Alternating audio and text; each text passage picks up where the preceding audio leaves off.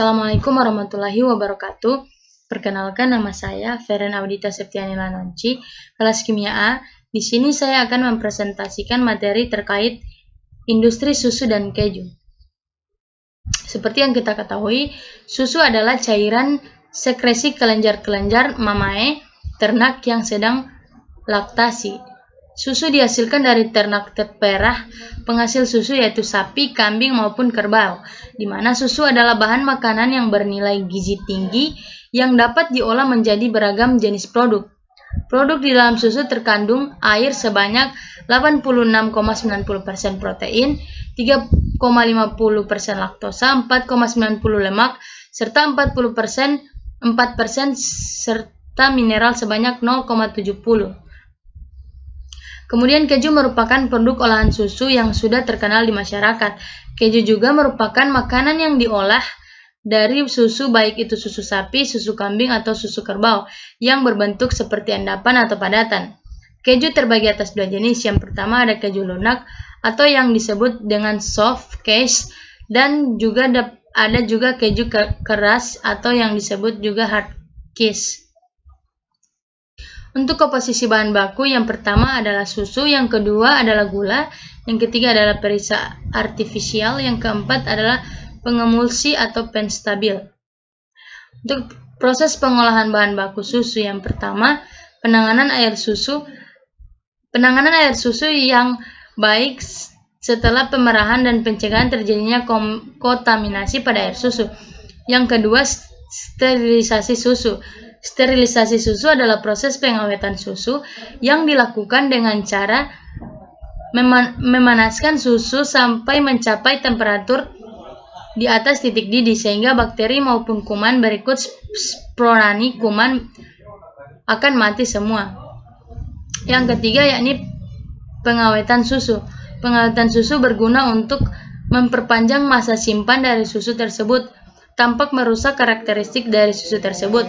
Yang keempat, pengolahan susu. Pengolahan susu yang diambil pada penelitian kali ini yaitu pengolahan produk olahan susu yakni yogurt. Yogurt mengandung bakteri-bakteri hidup sebagai probiotik, yaitu mikroba dari makanan yang menguntungkan bagi mikroflora di dalam saluran pencernaan. Yang selanjutnya, pasteurisasi susu.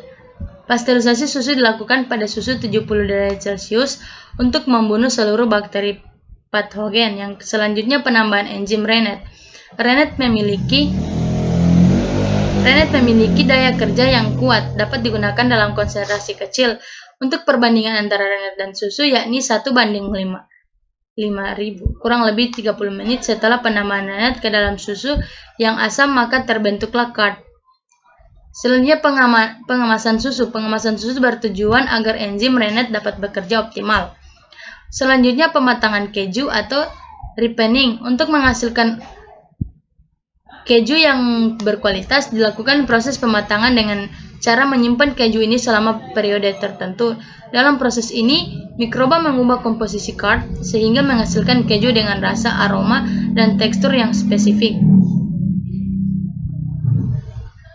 Selanjutnya, penanganan limbah susu dan keju. Limbah susu dan keju, yang pertama tahap proses ekulisasi atau proses penyeragaman, yaitu proses pendahuluan yang akan sangat membantu terhadap proses aerasi anaerob. Yang kedua, proses aerasi anaerob, yaitu proses yang bertujuan untuk menurunkan bahan-bahan organik yang terlarut dalam senyawa dengan bantuan bakteri aerob. Yang ketiga yakni proses aerasi bertujuan untuk menurunkan bahan-bahan organik dan senyawa organik lainnya dengan bantuan bakteri aerob. Yang keempat yakni proses sedimentasi. Pertama yaitu untuk mengendapkan lumpur yang dihasilkan dari proses aerasi. Selanjutnya, proses koagulasi atau flukasi, yaitu proses penambahan dosis koagulan dan dilanjutkan dengan proses pengadukan untuk membentuk flok. Mungkin itu dari saya, lebih dan kurangnya mohon maaf. Wabillahi taufik wal hidayah. Wassalamualaikum warahmatullahi wabarakatuh.